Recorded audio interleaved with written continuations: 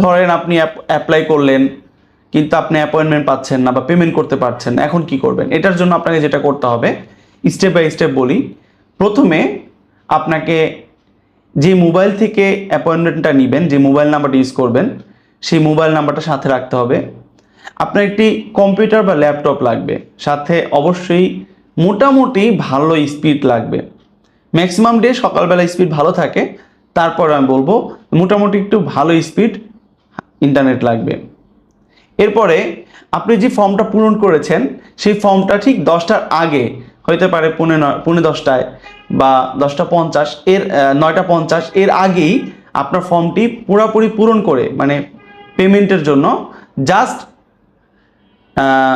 যেখানে আপনি send OTP অপশনটা আসে ওইটা অন রাখতে হবে। ওই পেজটা খোলা থাকার পরে আপনি হয়তো একটু পরপর রিফ্রেশ দিতে পারেন, বাট ফুল